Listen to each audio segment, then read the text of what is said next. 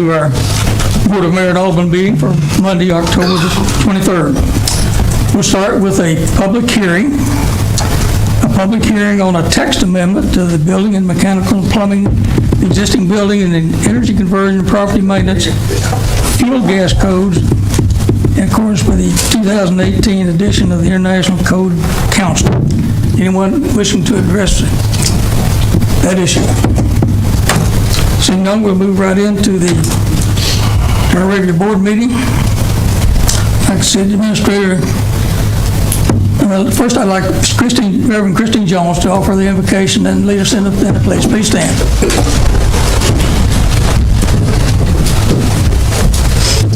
Let's pray. God of grace and mercy, for beautiful fall days, we are grateful. For the changing of the leaves and the changing of the temperatures, we give you thanks.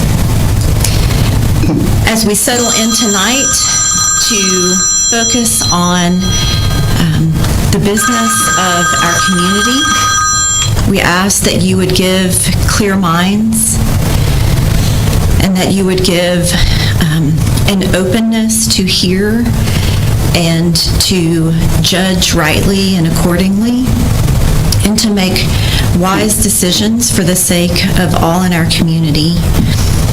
For that privilege of serving in our community, we are grateful. And for the privilege of being a citizen in this community, to serving as engaged citizens, we are grateful. God, I ask that you would be in this place tonight so that the good work here will be enacted in all places in our community. It's in your name that we pray. Amen. Let us pledge allegiance. I pledge allegiance to the flag of the United States of America and to the republic for which it stands, one nation under God, indivisible, with liberty and justice for all. Thank you, Reverend Jones.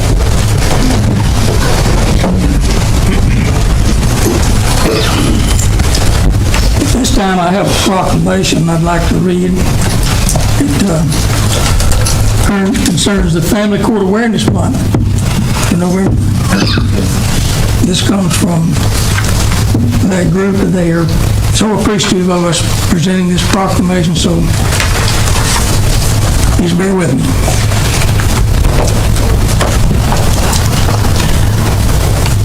Whereas the mission of the Family Court Awareness Month Committee is to increase awareness on the importance of a family court system that prioritizes child safety and acts in the best interest of children. And whereas the mission at the FCAMC is fueled by the desire to create awareness and change in the family court system, and conservatively estimated 58,000 children a year that's ordered into unsupervised contact with physically or sexually abusive parents, while honoring the hundreds of children who have been reported as murdered during visitation with a dangerous parent. And whereas the mission of the FCAMC is to increase awareness on the importance of using scientifically valid, evidence-based treatment programs and services that are proven in terms of safety, effectiveness, and therapeutic values. And whereas the mission of FCAMC is to educate judges and other family court professionals on evidence-based, peer-reviewed research. Such research is a critical component of making decisions that are truly in the best interest of the children. This research includes CDC studies, Adverse Childhood Experiences Study, the National Institute of Justice funded study, child custody evaluation, child custody outcomes in cases involving parental alienation and abusive allegations. So now, therefore, I, Mayor Ray Norris, the Mayor of Tullahoma, on behalf of the Board of Mayor and Aldermen, citizens, do hereby proclaim the month of November to be Family Court Awareness Month. Signed, Ray Norris, Mayor. And that comes to us with the letter of appreciation for the support of the Tullahoma in bringing awareness to this family court system that prioritizes child safety and the 58,000 children that are annually placed in the care of custody of abusive parents. So we'd love to thank this board for their support. And we will send a copy of that resolution to them. At this time, we have another proclamation or special presentation. Actually, we'd like to hear from TUA, and that would be from Alan Potter with TUA and John Long with Tennessee Valley Authority. Somebody recognize. Charles is give you a PowerPoint. I have it up. They're not showing. Oh, I don't get to see it. Okay, there we go. There you go. You just have to do it. Okay. Learn how to use that. Okay. So I'm Alan Potter, Tullahoma Utilities Authority. I'm the manager of engineering and operations, and we all inform our customers and ratepayers of exciting things happening at TUA. The industry is ever changing with technology, and we do our best to keep up. So we'll dive right in. I've been put on a time limit, so Mr. Long will take most of the time. Okay, public power, just a brief overview. It's not for profit, it's community owned, locally controlled. You all know the BMA appoints all of our board members. Customer focused, high reliability with low electric rates. Here in Tullahoma, we have 11,500 approximately electric meters.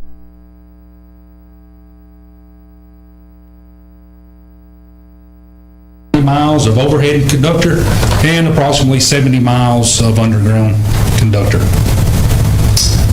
Wrong way. Here's a one-line diagram of kind of how we serve all of our customers. We have 3 substations. We take a TVA feed at 2 of our substations. The North Tullahoma substation, and our customer count, you can see 700, 700, 1,400, and 1,400. Those single lines are the circuits. We have 12 circuits, 12 distribution circuits here in Tullahoma. At Spring Creek substation, we take another feed from TVA. We're a customer of TVA. We buy our power from them, resell it to our customers. Our south substation is in the middle of basically the North and the Spring Creeks, where we feed 46,000 volts in. So our automation scheme, an example, if we lose our south sub, which is normally fed from Spring Creek, it'll auto throw over to the north substation. Our customers will never experience a power outage. So like I said, we're trying to keep up with all the new technology that comes along. If you add all those numbers up, you're going to get close to 11,500 customers. Those are rounded numbers. Here's another view, just so you guys can see kind of where our substations are at in the city. North substation's on Washington Street, close to Kings Lane. Our south substation is right past our office on South Jackson Street. And then the Spring Creek substation is out on Spring Creek Road, at the very edge of our system. Kind of strategically placed. Some of you may remember back in 1995, lightning struck the north substation, and Tullahoma was basically in the dark for 2 days. They brought in a mobile sub, get the lights back on, but that was before Spring Creek substation was built, so there was only one TVA feed for the entire city of Tullahoma. So now we have Spring Creek, which solves, if you lose one substation, we're still fine. So in a recap of my part, reliable, redundant, low cost with great capacity, reliability in the terms that we look at it, performing consistently well for all of our customers. How do we measure that? With our outage numbers. I wrote up there low outage numbers, but it's not something we just expect to take our word for. These are tracked by American Public Power Association's E-Reliability Tracker. We consistently perform in the top 10% of outage numbers. Resiliency in our case is recovering quickly when we do experience a power outage. That's our automation scheme. That's our team of operations. And even in dire situations, our water, wastewater crews will come in and help during power outages. We are 10% lower than the average rate in the valley. meaning our rates are 10% lower than the rest of the 153 local power companies in the Tennessee Valley. As I mentioned, we have 12 electric circuits. They all are fully automated. If we lose our south sub, if we lose our north sub, it's going to automatically refeed if it's a problem in the substation to get the power back on without even rolling a truck. So that's another resiliency part of our system. I'll speak a little bit to the capacity. Let me back up. So our north sub is 125 megawatts capacity just at our North Tullahoma substation. Our Spring Creek substation is another 75 megawatts. So you add those up and you got 200 megawatts of capacity right here in Tullahoma. Our all-time peak, 72 megawatts. I think we can all guess when that happened last December. We had the rolling blackouts, but that's our all-time peak. I checked our 24-hour peak today before I came up here, 30 megawatts on a nice mild day like today. So as I wrote in there, 200 megawatt capacity, 72 megawatts is our all-time peak. We're prepped for growth. Speaking of growth, we got members of the development committee, and so we're way ahead. We know all the subdivisions that are potential. 2 years ago, we've ordered transformers, the conduits, the cables, so we're well prepared for any potential growth. Any subdivisions I know that have been approved, we're prepped for. All the materials are on our yard right now. One other thing I should have mentioned in the beginning is we welcome all questions, especially me, I talk kind of fast. So any questions about my part there, what we're doing here locally in Tullahoma? Not yet. Nothing yet. Nothing yet? Okay, so you're going to save all the questions for JT.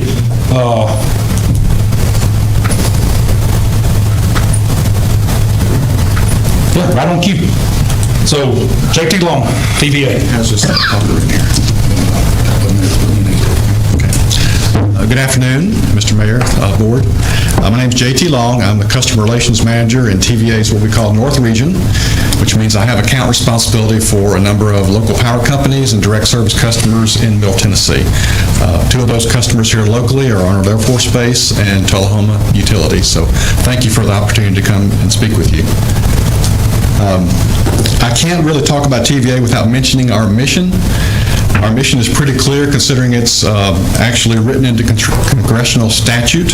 The TVA Act of 1933 enumerates 3 areas: reliable energy, environmental stewardship, and economic development. FDR said the mission of TVA is to serve the people of the Tennessee Valley to make life better. This is TVA's 90th anniversary year, and that mission has not changed. And TVA can't do this mission alone without our partners. We have 153 local power companies that, like Tullahoma Utilities, that we provide power to. We also have 59 large industries and federal installations that deliver power to. So the TVA service territory in total serves about 10 million people and 770,000 businesses. A few years ago, we approached our local power companies about entering into long-term supply contracts with us that would help match up our investment with our revenue stream, so that helps to strengthen the public power model. So we actually have 20-year rolling contracts now with about 96% of our power company customers.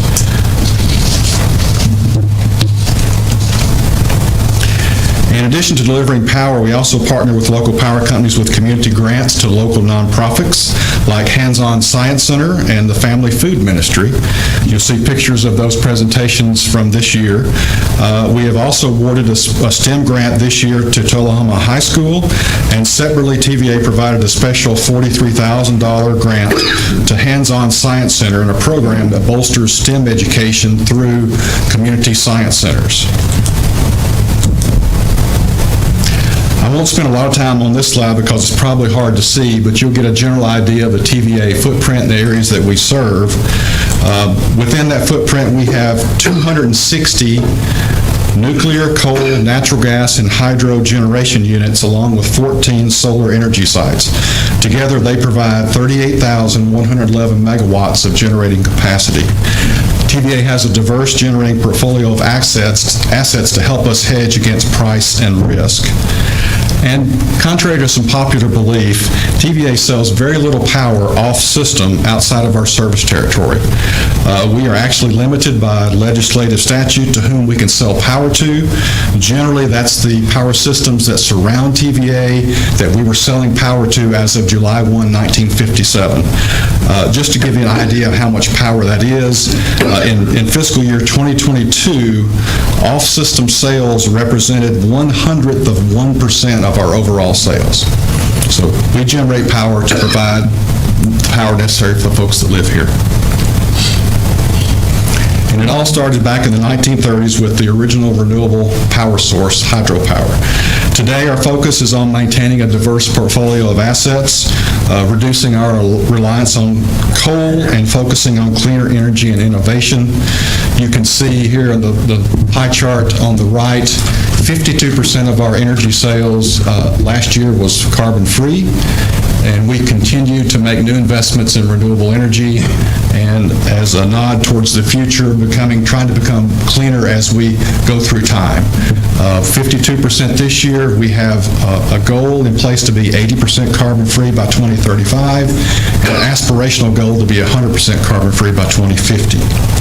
Since 2014, we've invested $18 billion in new plants to generate electricity, and we are investing another $2.8 billion in transmission projects through 2027. May I have a question? Yes.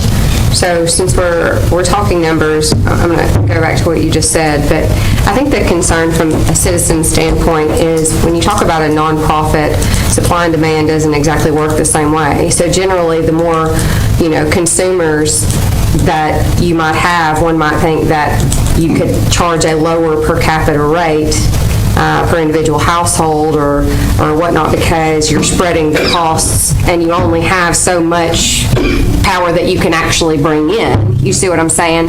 But in reality, because of all of these projects, whether it be growth or the fact that you're trying to go carbon-free or the billions of dollars worth of infrastructure planning that you yourselves are having to do, it's obvious that we're not ever going to see a rate decrease. But at what point with all of these projects and with the growth coming into Tullahoma might we see a rate increase? And I think that the biggest concern is, will the current tax-paying base have to front up costs for any potential growth because of the necessity for materials and whatever else that may be needed? Yeah, and actually, part of TVA, the TVA Act of 1933 requires us to do least cost planning. So we have to plan our system resources to deliver the lowest cost possible. We also have access to a $30 billion debt ceiling. So, we're building long-term assets, 40, 50-year plants that will run well into the future. So we don't want to encumber the current ratepayers, to your point, to pay for those plants. So we want to be able to use our debt financing as much as possible. Sometimes it's just not, it's just unavoidable. We had our first rate increase in 4 years this October, so we certainly have an eye towards that, and we want to try to mitigate that as much as possible, looking at our debt portfolio and being able to leverage alternative financing means.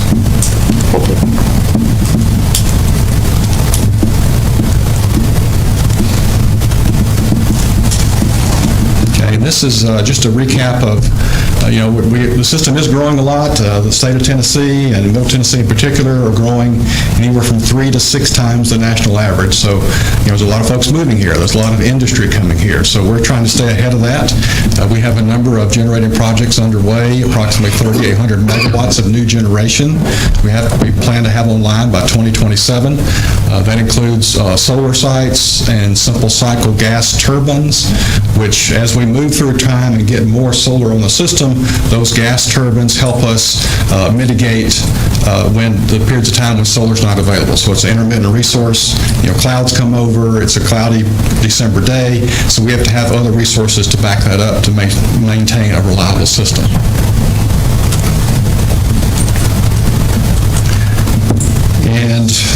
Winter Storm Elliott. So in our 90-year history, we've only had to interrupt power once.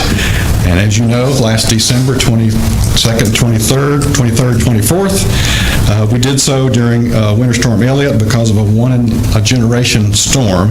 You can see in this chart here, the upper right graphic is the extreme cold temperatures, which basically cover the entire eastern half of the United States.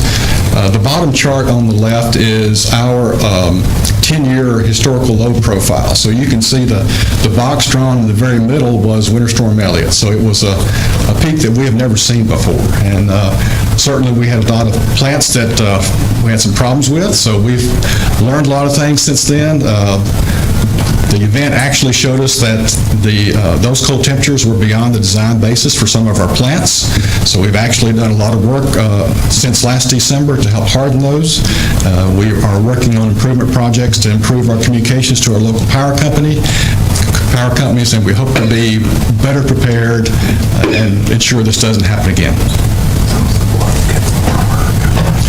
And I thought I would just kind of leave with electric vehicles. We typically get a lot of questions now about the impact of EVs, and just want to leave you with this. Today, there's approximately 40,000 EVs on the road in the service territory in the valley. The adoption rate on EVs is still pretty low, but if we get to, say, 200,000 EVs by 2028, that will still only add about 0.5% of load to the system, but that is going to be almost entirely off-peak because that will generally be homeowners that have chargers at home and they're charging their vehicles overnight, which is actually beneficial to the power system and helps even out the usage between peak and off-peak periods. TVA has 4 OEMs in the valley, representing $12 billion in local investment, and $120 million a year is reinvested into the local community in those supply chains. 200,000 EVs, for instance, would displace approximately $200 million in gasoline purchases each year. Thank you for your time. If you have any questions, I'd be happy to take them now. I have a question. Yeah. So looking into the future, as you move away from carbon emissions, what do you foresee, kind of percentage-wise, what are we looking towards? Are we looking towards hydroelectric, nuclear? What are you starting to invest toward? Well, to the point earlier, we have a balance, right? We need to maintain low rates, but we also had to prepare for the future. So to get to a carbon-free, and this is my opinion here, but to get to a completely carbon-free economy, there needs to be some reliance on nuclear power because that's the ultimate carbon-free resource. It's base load. It's not affected by the weather. The cleanest. So, I think there's going to be a mix of solar. There's going to be new technology, whether that's burning hydrogen in some of our existing plants or, like I said, additional nuclear plants, these small modular reactors now that are starting to be planned. They haven't built the first one yet, but a lot of utilities are looking at those as a replacement for these large-scale nuclear plants that are beginning to have considerable age on them.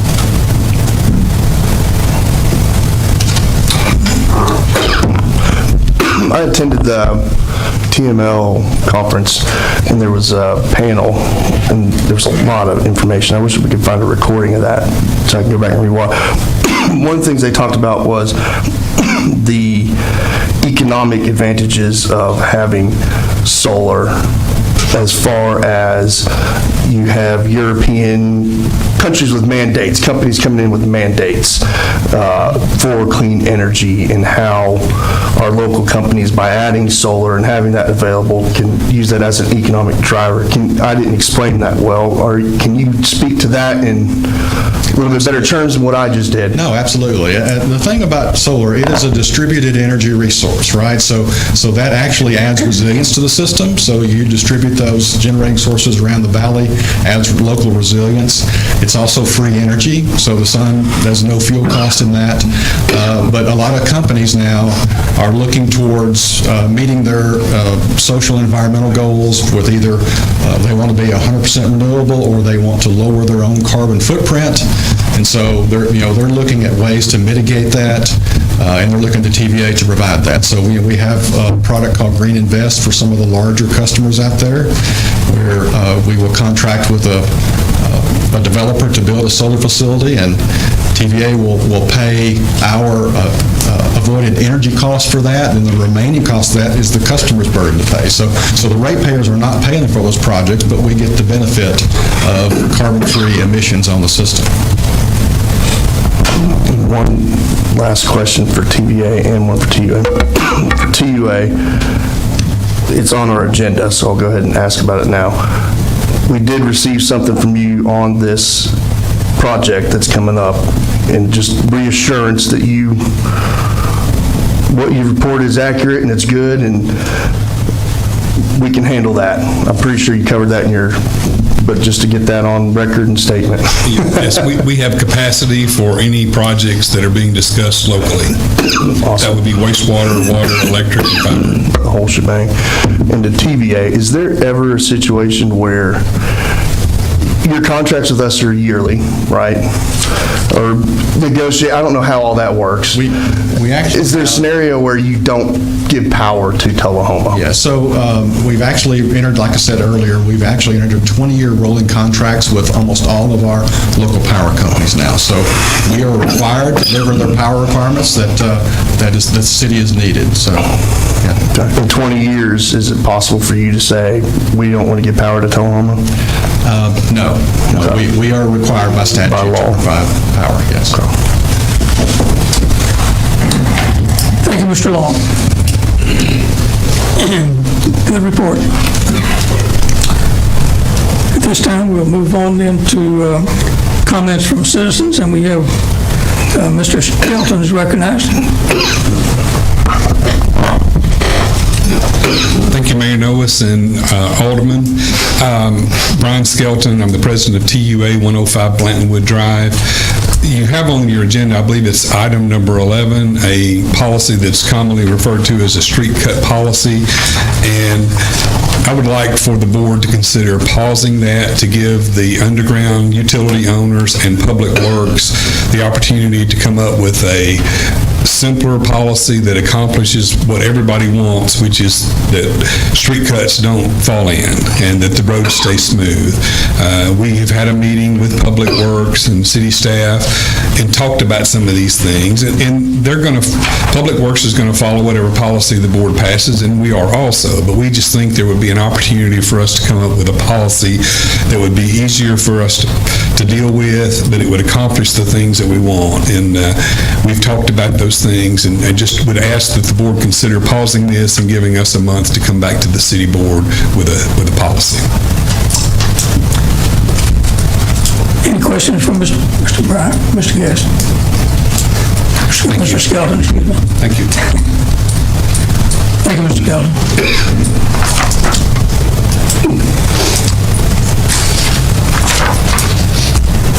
With that, we'll go into the approval of the agenda. I need a motion. Alderman Berry, recognized. You've got a motion and approved by Mr. Mathis.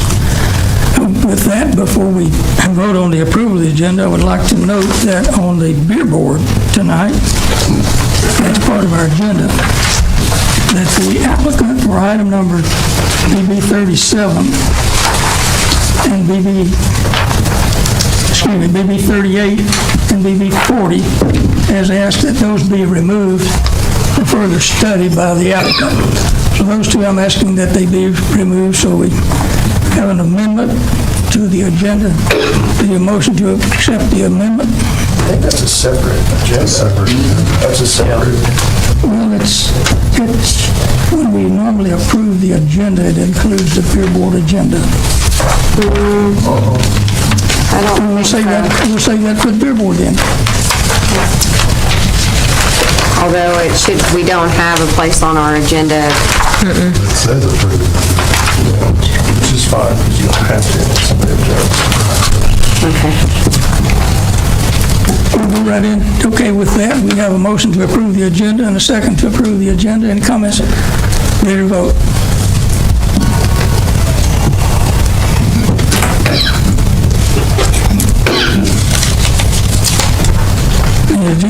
approved 7-0. This time we'll go to reports from Alderman. We'll start with Alderman Wilson. Thanks, Mayor. I would just like to make sure that everybody knew that coming up this weekend at South Jackson Performing Arts Center, that there will be showings of Finding Nemo Jr., so make sure everybody come out for that. And also, looking forward, I'm trying to see what the date of this here is, apologize.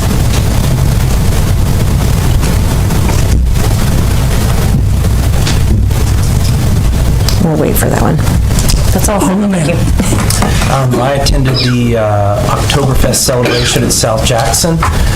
They did a really nice job of that. I think it was last Saturday. And then also we had our final charter revision meeting. So on November 6th, we'll be having a study session to start that process with the board. So everyone did a great job, very helpful. So that's it. Alderman Mathis. No report, Mayor. Thank you. Alderman Berry. Be quick for Alderman Mathis. I attended the Oktoberfest as well. Joe Ord got me pretty good there at the auctions, but it was great, and that just continues to grow. Also, the Employee of the Month would recognize Randy from Public Works. There's a nice little note in here from one of the citizens about how helpful he was there, and then also tomorrow is the Lions Bowl here in Tullahoma. Tullahoma's not playing in it, but there is a Lions Bowl game. There's two games. There's a 6 o'clock and a 7:30. There's also playoff games for Frank Mullins tomorrow at Wagner, so if you're not out doing anything, get out. Thank you, Mayor. Alderman Good. Since our last meeting, I attended a CPDC meeting. At that meeting, they discussed their scheduling throughout the rest of the year. And it's a pretty aggressive schedule, and they're making good progress. That's all I have to report. Mayor Pro Tem.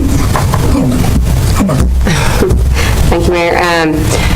Yeah, so I've had several conversations in the last couple of weeks about some processes, and I've shared that with our city administrator, who is doing a fabulous job, by the way. And, you know, a couple of those are just, again, us being in the business of customer service and that culture in the city of Tullahoma that we want to just continue to improve on.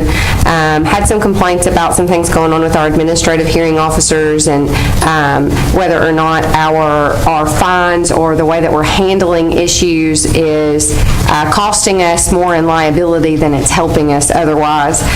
So I will be renewing motion, since that was in the prior agenda, and I got dinged on this last time because everybody was like, we didn't know and we have no idea what this is. So I'm going to go ahead and tell you now, I'm going to renew my advocacy for a Board of Appeals in the coming weeks, and hope to continue to talk through with the city administrator and him, reach out to each one of you and what the best way to implement that is. I do believe that that could be either in addition to the way we do things with an administrative hearing officer, or as a replacement for an administrative hearing officer that would bring that back to this entity, or at least a board that we control. And I've often said that the only entity that I believe that should be making any exception to the rule or figuring out what any punitive recourse to a rule should be is the very entity that created the rule itself.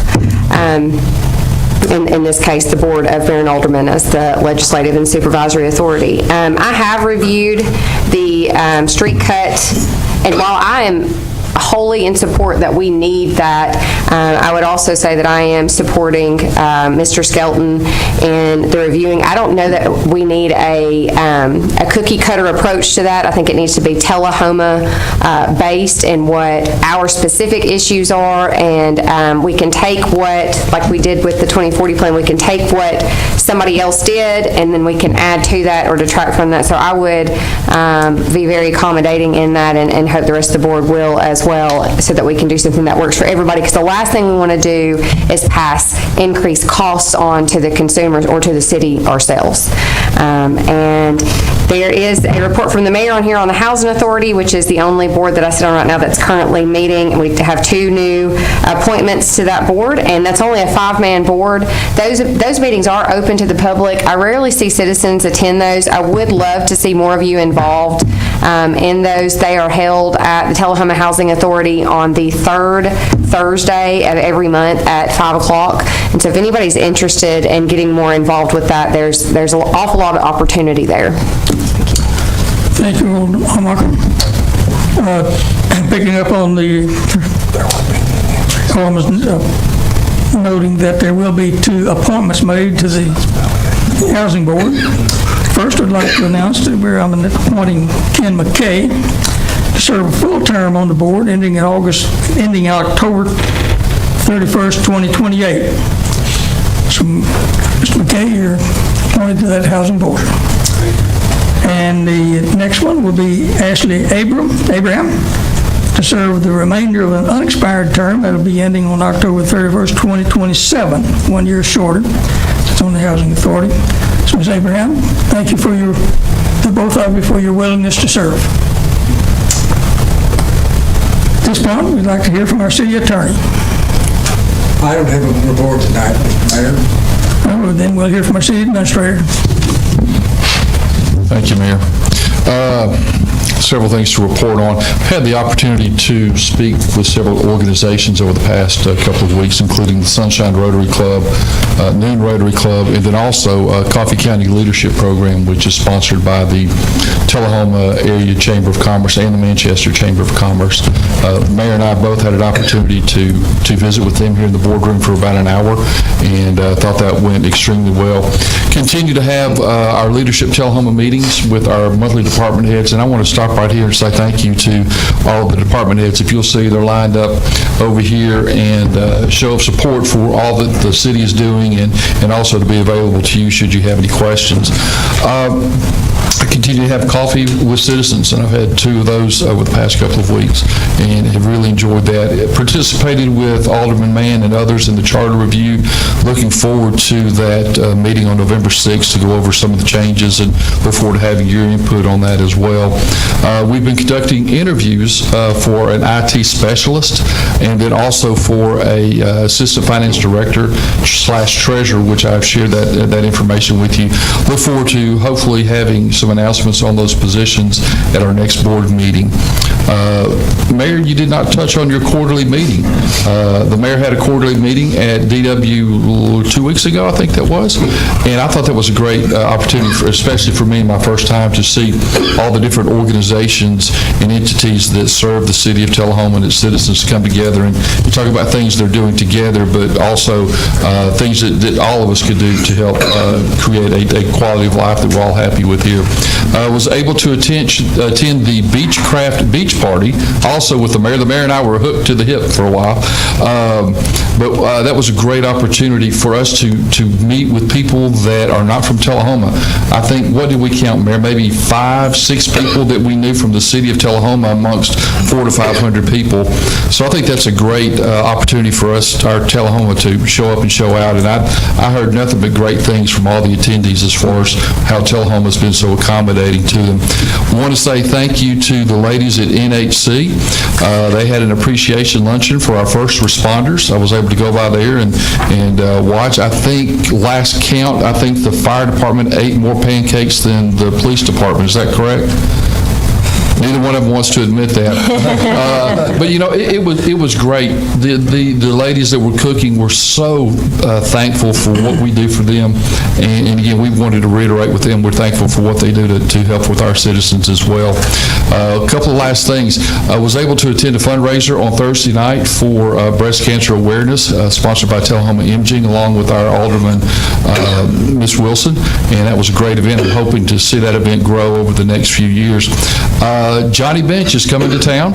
He will be here this Saturday. The Tullahoma Sports Council is offering that opportunity for him to come. So if you haven't gotten your tickets, reach out to members of the Sports Council or one of the baseball or softball players. I'm sure they're still trying to sell tickets. Great news here. Sales tax collection is up 14.5% this past September, last month, versus same time last year in September. So 14.5% uptick in tax collections this year versus last year.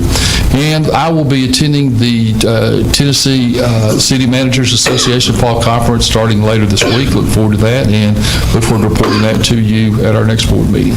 Thank you. Thank you. Mr. Quick, as I will go into the consent agenda, note that all items on the consent agenda considered to be routine will be elected by one motion. There will be no separate discussion of these items unless a board member says his request, and then we will consider them separately. We approve the agenda. I'll read the caption. Caption number 23-186, minutes from our October the 9th meeting. 23-187, a request to approve a permit request for special events signs, public way for the South Jackson Performing Arts for Christmas event, and waive all permit fees. 23-188, set a public hearing first reading for November 13th, 2023, on the text amendment for the fire code of the 2021 edition of the International Code Council and subsequent ordinance changes needed to be to facilitate this change. So with that, need a motion from Barry, seconded from Mathis, and ready to vote.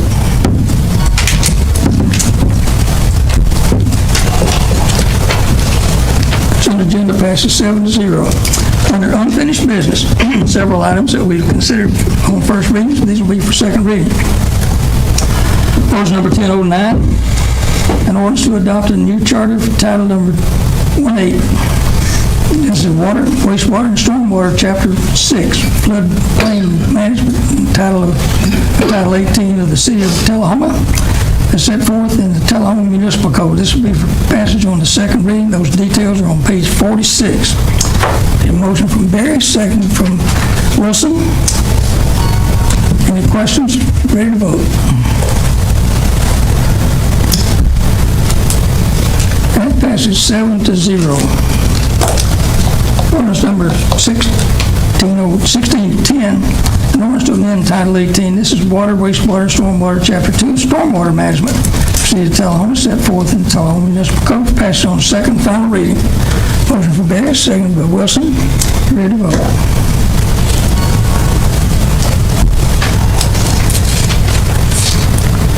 Passes 7-0. Ordinance number 1611, an ordinance to amend the zoning map of the city of Tullahoma set forth in the municipal code to rezone a parcel located along South Anderson Street from general commercial C2 to neighborhood commercial C3. This was second final reading. Motion from Barry, second from Glick. Any discussion? Ready to vote. Passes 7-0. Ordinance number 1612, an ordinance to amend the zoning ordinance of the city of Tullahoma by amending Article 5, General Provision, Section 503, accessory uses and structures. This is locations of accessory buildings at 3.B. Residential accessory buildings, passed on second final reading. Motion from Barry, second from Mann. Any questions? Ready to vote.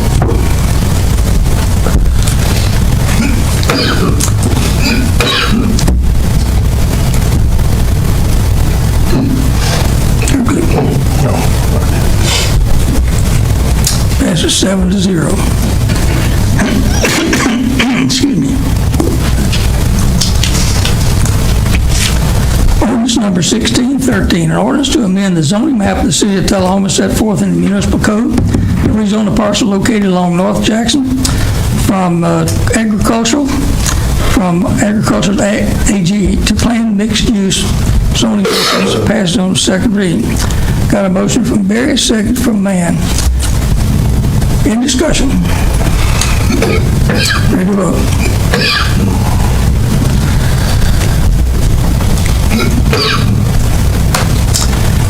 Passes 7-0. No other unfinished business. We'll move into new business. Ordinance number 1607, an ordinance to amend Chapter 2, Chapter of the Electrical Code, Chapter 4 of the Gas Code, Chapter 5 of the Housing Code, Chapter 7 of the Plumbing Code, Chapter 8 of the Mechanical Code, etc. This is for the municipal codes of the city for passage on the first of two readings. Details of this are on page 194. Ordinance from Barry, second from Wilson. For a briefing on that, I'll turn to the city administrator. Thank you, Mr. Mayor. The state of Tennessee requires that our codes remain within 7 years of the Tennessee state codes. Currently, we're under the 2015 codes. This will allow us to move to the 2018 codes. 2015, now we're going to 2018. The biggest difference, from my understanding, is now we're going to be allowed to allow 2x4s to be used in some construction versus 2x6s.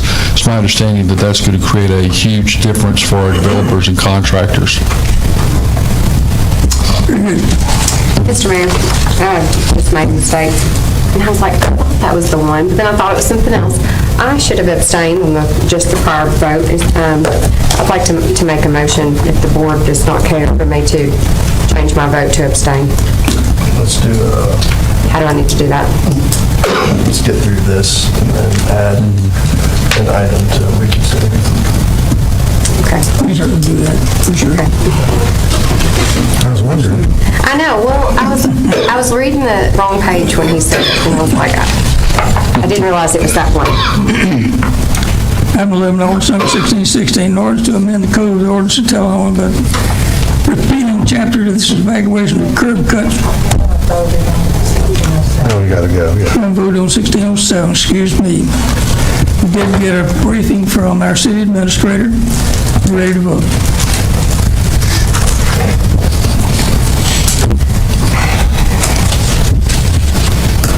I'm going to abstain on this one too, so I'm building a house. Caveat to everybody in the city of Tullahoma, so I don't... Passes 6 with 1 abstention. Number 23-189, consider approval of the purchase of 2 John Deere tractors, Gator Utility. 1616. I'm going back to that one again. Item number 11 on the agenda. We hadn't done it yet. Guess what did you think? She just abstained Okay. From the, Okay, we've got a motion and a second on 1616, a motion and a second. And we've had a briefing from the city administrator. Any further discussion? Ready to vote? Yes, no discussion on this one. that's 1616? Okay. This, you abstained from 1607? Yeah, 1607 I abstained from, but I need to also abstain from 1616, but I'll do a motion to reconsider in a minute.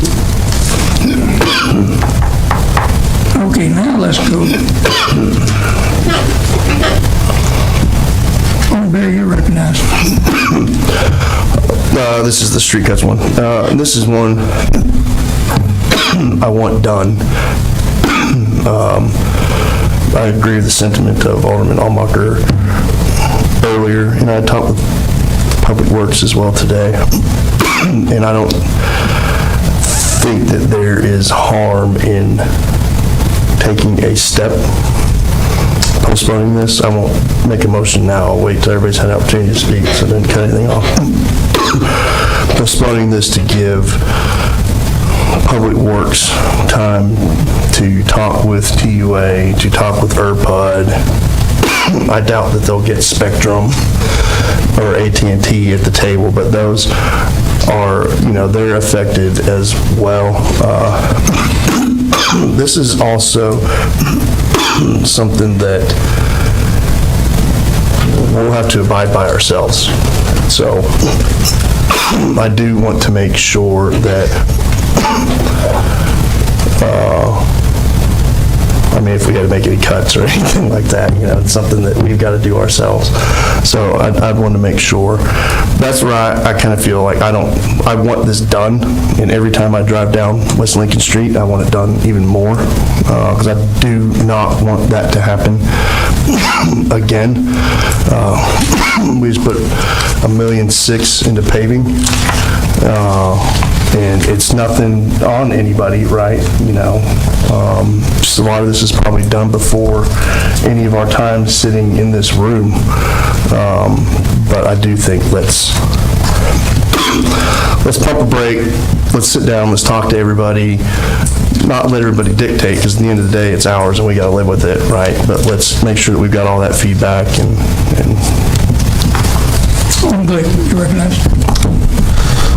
On this, I had worked with Public Works on this, and Public Works had been working on it a long time before I got involved, before I was on this board. And I think you were kind of involved in it at one time, Daniel, too. But that this has been a problem for a long time. All the research Mr. Taylor, Public Works Director, had done, got a lot of examples of these street cut programs, and the best of those, deemed by him, and then I agreed with him, was the one that we proposed here. It's sometimes, you know, when other cities and stuff have these things and put them into practice and are using them, they kind of run them and they work. And sometimes when you go back and try to reinvent that, they don't work so well. East Ridge was very happy with their program, and that's the one we used. I think it's a good way to do things because, for one thing, it puts, as far as like an accounting process, it puts the expense of repairing the road into the proper thing. If it was cut across for utilities or utility construction, the cost of repairing the road back to make it should be a part of the utility construction, not go back to the taxpayer later on to have to repair the road that was excavated. So I think it's a good program. If we started it, it could always be amended later if we ran into problems, but East Ridge seemed to have no problem with it. They like it, and I'm in favor of moving forward with it. There's been a lot of time involved. We've all seen it. Most of the complaints that I get about poor street conditions, I go out and look, it is utility cuts.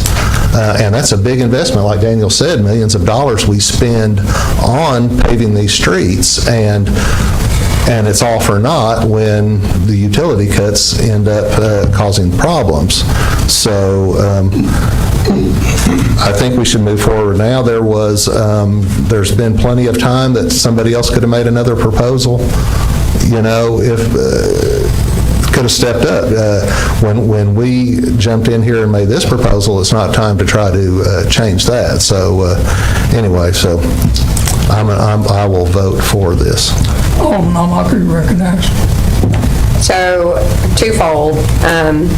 I look at this from a multitude of perspectives. As many of you know, my father was in the utility construction business for many years. And with regulations such as this, sometimes, yes, it does need to go onto the utility, but sometimes that cost of whatever regulation or hindrance of being able to, I mean, if you over-regulate something, you add additional costs. Now, I'm not saying that there's not a need for this. I absolutely do think there is a need for this, but I also want to make sure that we are not going to increase the costs of our utility cuts that will then be put back on us when it comes to bidding or what we're being charged for the work, or especially with individuals who bid for work through the municipality, as well as the cost of following this ourselves, which I think Butch has been involved in this enough that hopefully he would not propose something like you said, Kurt, when you were involved with him, that he wasn't prepared ultimately for the city ourselves to be able to follow. But I am, when it comes to regulation, especially of something like this, what's the word I'm looking for? This is an area of expertise that only those who are in the field of doing utility cuts could actually weigh in on. And even though my dad has done that, and he would have that expertise. I have just residual expertise in that he's complained about these types of things my whole life. And just in that, for that respect, I will have for those who actually do the work. I want to listen to them and say, hey, this is feasible, this is not feasible, this we can manage, this you're going to get the same result, but there's a better way of doing it. And do I understand your sentiments, Kurt, that they're a little late coming to the table since we're here to vote on it? Yes, but I would also say better late than never. We haven't hit the button. Alderman Wilson, you're recognized. Thank you, Mayor.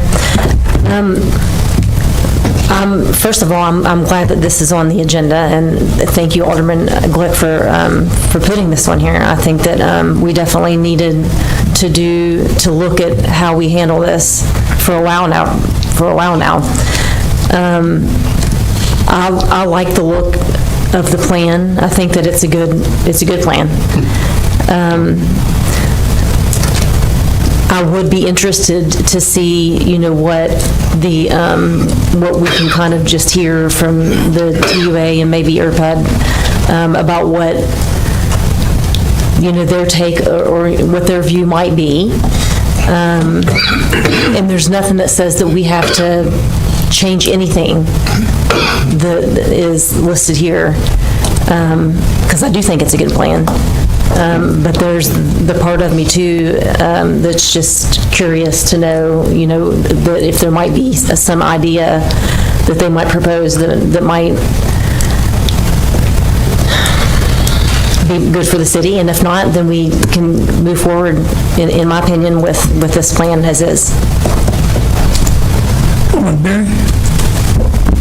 Yeah, quickly. I agree with Alderman Wilson as well. We are the city, there are roads, it's our ordinances, and we can do what we want, but I think that they're also partners. TUA should be looked at as partners, IRPAD's partners, all these utility providers are partners, and so if we can get some input and at least listen, with that, I'll make a motion to postpone this until such time, until the December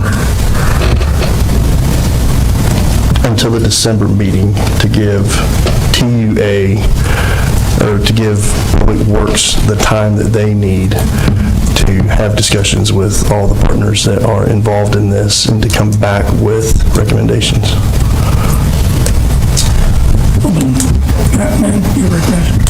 I'd just like, if possible, to hear from Butch Taylor, our Director of Public Works, on this, because there's been a couple things.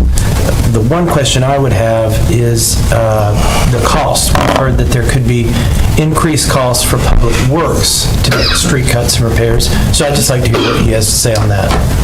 As you're coming up, could I interject one thing? Come up with. No, come on up. One of the things that I am primarily interested in is to look at the cost to benefit of what we're doing. Is there a cheaper way, less expensive way to accomplish what we want to accomplish with fixing our streets? That's where I am. That's why I would like to give some time to look at that, do a cost-benefit analysis. Yeah. I have no problem. I mean, we've been working on this for, I don't know, since January. And we're now to the point of getting this out there. I have no problem postponing this for a little bit, to hear what TUA's got to say. We've talked to them briefly, it was a short meeting. We have not talked to IRPAD. I'd like to make sure they at least understand what's before them here. So I have no problem postponing this, come back. If this board's going to vote for whatever they want to vote, we'll bring back what we got. I mean, if they've got things that seem to be something good to work with, I'd be glad to listen. Doesn't mean we'll change anything, but I'd like to take that time to give them the opportunity to at least come back to us with some comments and have some discussion about it. This has been going on for a long time. I think this ordinance has got some attention here. It's got some folks listening now, so I don't see a problem with giving it just another month or so, and we'll bring it back and maybe the exact same thing that we had.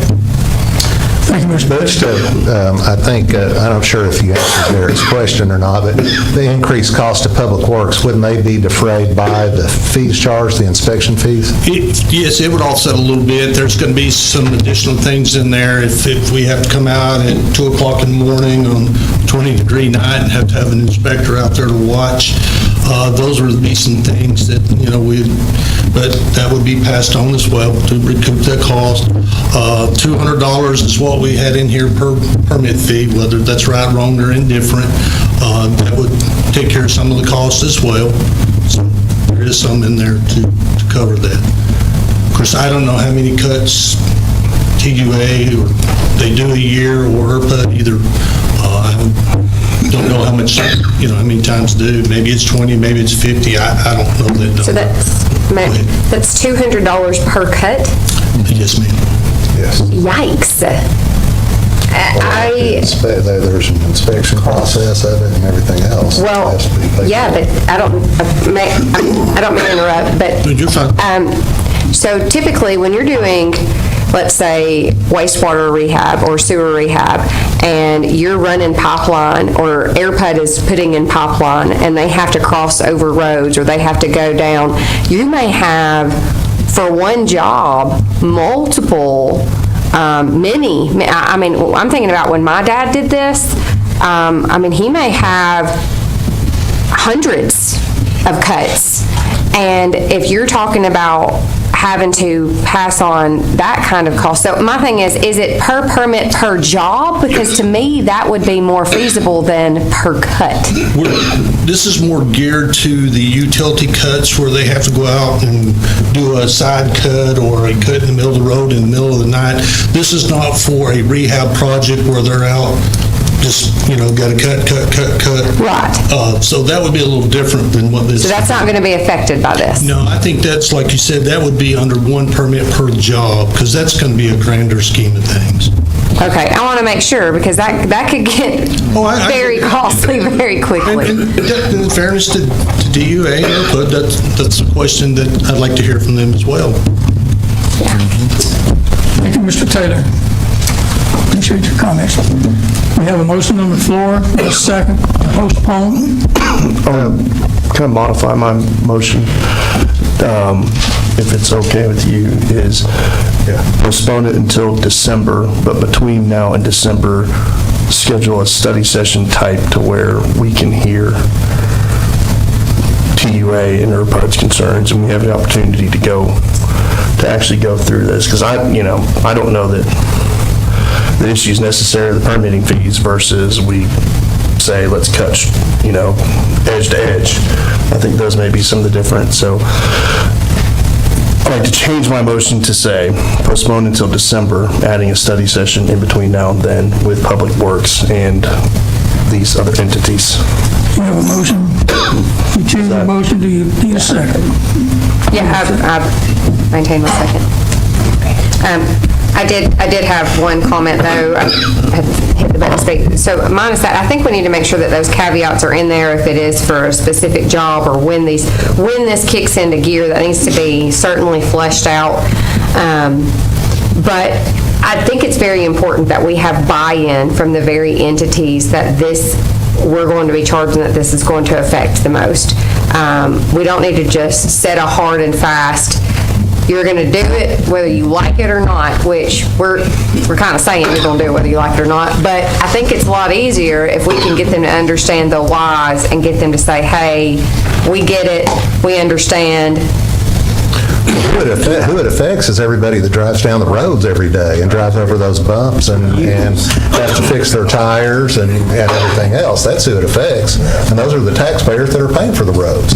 No, I agree with that. I'm just saying that I'm talking about, yes, we understand that there is a problem, but I'm talking about in implementing this action so that we make sure they have buy-in, they understand what's expected of them so that we can actually fix the problem.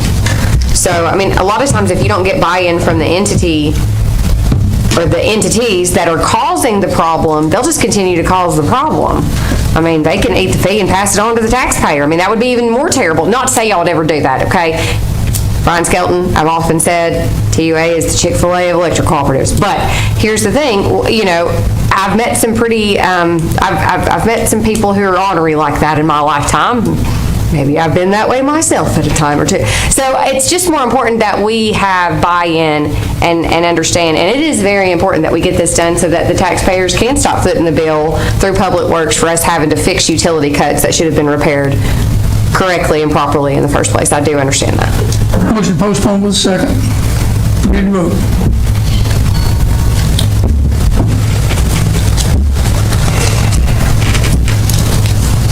Passes 6-1. Postpone with a study session between now and when we put it on the agenda in December. Moving on to the next item, 23-189, to consider the approval of purchase 2 John Deere gator tractors in the amount of $19,126.52 for 2. Got a motion from Matthew, a second from Barry.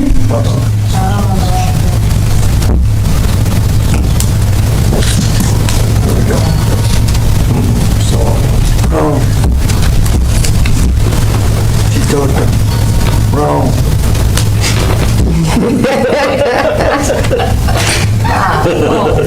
No room for error. Don't do it again. If you do that again, still on board. I'm not gonna say it. How many times you want us to vote on that? Make sure we're sure. Are you really sure? We'll get it right.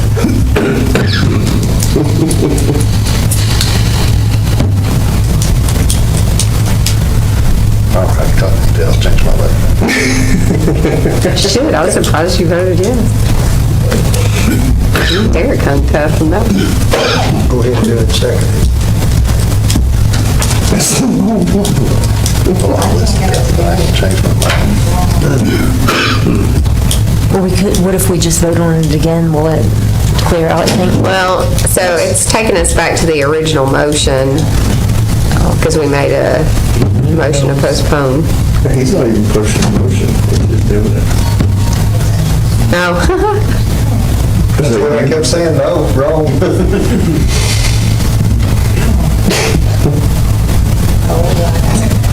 I think we're there. Okay, there's a motion, we need got a motion from Barry and a second from Mathis. Recognize the city administrator for background. Thank you, Mr. Mayor. The request for the purchase of the utility carts was included in this year's budget, so basically they're asking for the ability to go ahead and execute this agreement to fulfill those needs. Any questions? Ready to vote.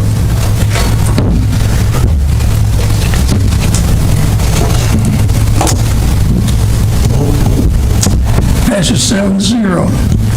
23-190, consider approval of awarding a bid to C&H Commercial Contractors in the amount of $139,690 to replace the chain link backdrop at Greenfield and Wagner Park. And the details of that are in the drawings and sketches are on 2017. And this does include some of the safety netting in addition to just that backstop. A motion from Barry, second from Wilson. Background, city administrator. Thank you, Mr. Mayor. Greenfield is getting considerable activity now. We have a lot of tournaments and whatnot going on, so not only does it take care of our middle school needs, but we're seeing an awful lot of tournaments.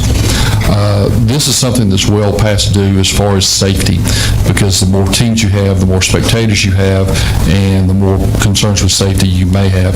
So what this will do is this will allow us to remove that chain link backstop that we've all seen, and we're going to replace it with a concrete wall, 4-foot concrete wall, that will then have a netting put over the top of it. But then that netting is going to go from the backstop all the way over to the dugouts, 90 feet in both directions. And that's going to increase your safety for your spectators and for your players. So I think this is something that's definitely needed. Again, I would rather pay $139,000 for an insurance policy to keep someone from getting hurt and liability possibly placed on the city school or on the city system. Jason, will this as well I'm assuming it's going to increase the safety going down Highway 55. Correct. Because that was always a problem there. Yes, sir. We are hoping that that does correct that issue as well. Any further questions? Ready to vote?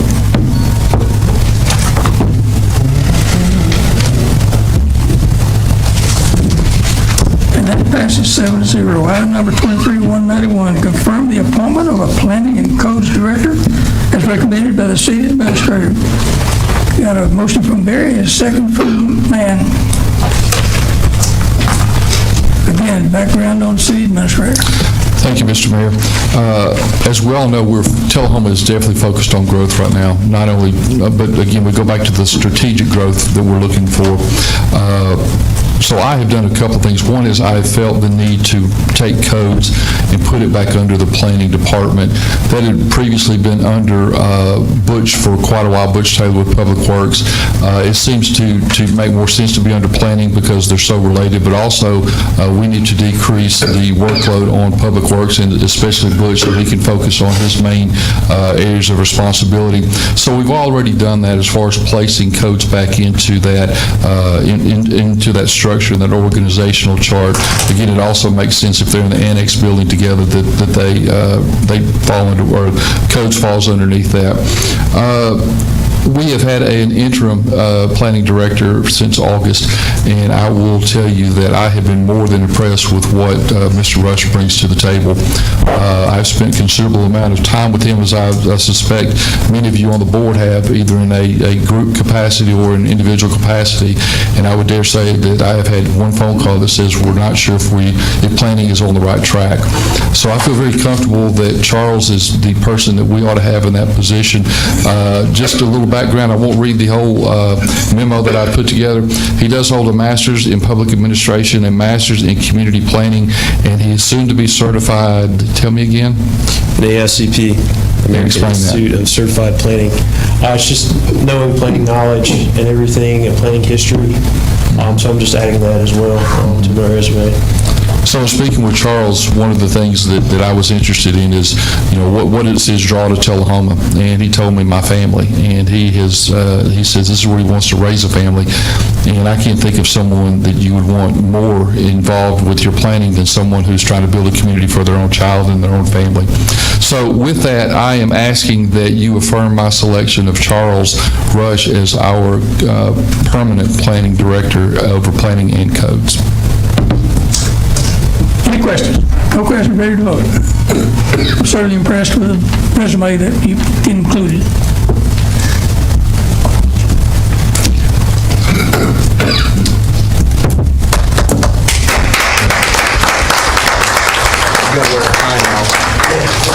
All right. I just want to thank God, first of all. Nothing's possible without him. I want to thank the mayor and the board. They all had to work the time together. We've got a lot of study sessions. We got no each in their life. Thank our city administration, Jason Quick. He's been amazing. He's brought that leadership. You guys did a wonderful job choosing him. Also want to thank the two directors, Butch Taylor and Kenneth Pearson. Those guys have been amazing. They're a wealth of knowledge. They got so many years of experience in everything in the city. I'm looking forward to continuing to serve the residents, our future residents. I'm thankful for this opportunity. So thank you, guys. I would like to echo one comment, though, that Alderman Allmaker made. One of the things that Charles and I have talked about is being customer service friendly in working with our current residents, but also any new potential developers or whatnot, and not just saying no when you have to say no, but let's find solutions to make sure we can meet the needs of those that are coming to us. And if we can't find a solution, we can't find one, but we're going to really make sure that we're focused on that, and then also from a codes enforcement, trying to work as much as we can with our residents to make sure they're within code, and just, again, adopting that customer service, that customer first mentality in trying to serve the residents of Tullahoma. Thank you. Well said. There being no other new business, Board Mayor and Alderman will be adjourned. I'll call the order of the board. 15 other new business. I need to fix my vote. Mayor, I make a motion to reconsider ordinance number 1613 as I voted in the affirmative, so therefore I should a second. We have a motion to reconsider and a second by Mary. So how this works, if this passes, then we need to re-vote on 16. This is just to put it up, and then we have to actually re-vote. That's correct, yes, to vote to reconsider.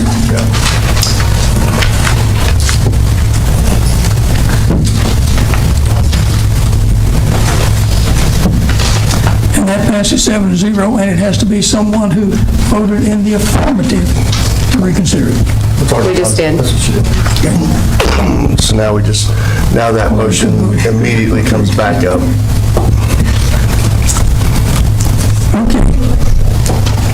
Ordinance number 1613, ordinance to amend zoning map of Tullahoma, rezone a parcel along North Jackson Street from agricultural to planned mixed use. Got a motion from Barry, second by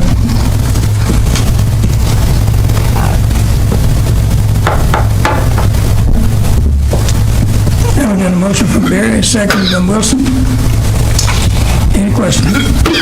Mayor, I think I'm supposed to say this on the record. I am abstaining my vote. Y'all, I did not bring my glasses. I apologize to the citizens and for the delay. So. No problem.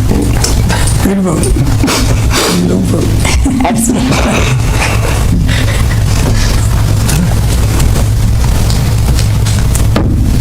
And that passes 6-0 with one abstention. Okay. Did you abstain from 1609-07? She did. Yes. We don't have to redo that one. Nope, I'm good on that one. Very good. Not going to jail. Okay. There being no other new business, no other new business, Board of Mayor and Aldermen is adjourned, and we'll go to the beer board. Any public comments for the beer board? Seeing none, there is no unfinished business. We'll move right into the agenda. Were you going to amend that agenda? We need to revise the agenda, and the applicant has asked that two of those items be removed, items being number 23, BB 38, and BB 40. So I need... Mayor, I make a motion to amend the agenda to remove items number... Yeah, yada yada. I'll do, whatever. Motion from Almacher, seconded by Barry. All the things. All in favor, say aye. I'll vote yes. Whatever.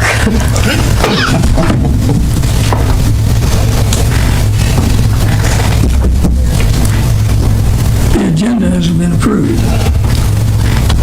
And we're going to vote on two items. Vote on the consent agenda first. We changed the agenda, now we're going to vote on the consent agenda. Motion by Barry, second by Almacher, approve the consent agenda.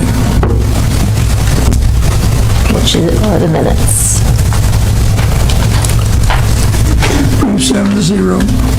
There's no other unfinished business. Under new business, we have item number 22, BB 37, request to approve a beer application and on-premises permit for Ragu 2 at 111 West Lauderdale Street. Ms. Ryan Santos will be the manager in charge of beer sales. Motion from Barry, second from Mann. And ready to vote.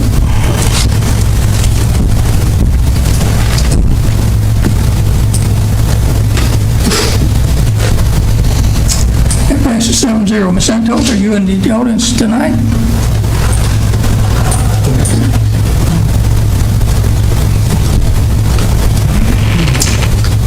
You normally have to pay attention.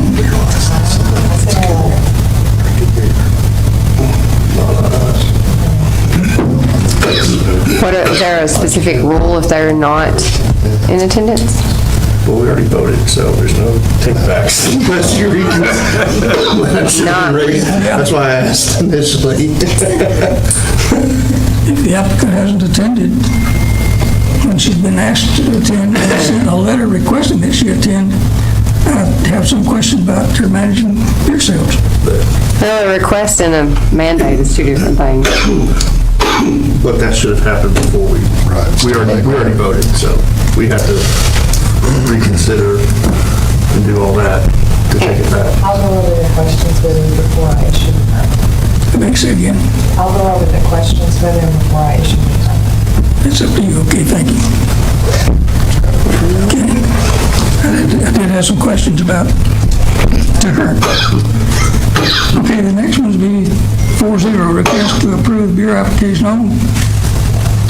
No, 39, excuse me, request to approve beer application on premises permit for Blokes at 511 East Carroll Street. Chad Hobbs will be the manager in charge of beer sales. Motion from Mary is Is he second. here? Do we want to ask, he's here and ask the question He's waving. before we vote? He's waving. Is the applicant here? Yes, sir. Chad, have you had experience of selling beer? Lots of it, yes, sir. Lots of it? Yeah, I've been in restaurant business for about 20 years. Y'all may actually know me. I was the kitchen manager at Willowbrook, out at Bosky's, out there for, or I was out there for probably about 7 years. And then I actually worked for 122 West over here. I opened it up with the owner that opened it up, not the current owner. So you're very familiar with our beer Are they getting application food? permit? Yes, sir. Yes, sir. Blokes is getting Yeah, I am food? ABC certified. I've been certified for about 17 years, so. You just got some new customers, so. Yeah, come and see us, by all means. Yes, ma'am. Is this just Let me a ask you- management let me ask change you one or question. ownership change? Because they've Let been. me ask you one question. Yes, sir. Probably, maybe it's two questions, but to sell, store or distribute beer, what age must we be To sell it, to sell beer? you have to be 18 to sell it. You have to be 21 to Customer consume must be it. how old to buy? No, 21. 21. Yes, sir. So you've read all the regulations, answer all the questions? Yes, sir.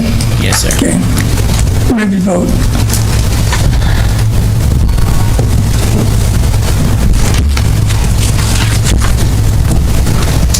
It passes 7-0. Congratulations. We look forward to your success. Appreciate you guys. Y'all come see us. It blows. Very good.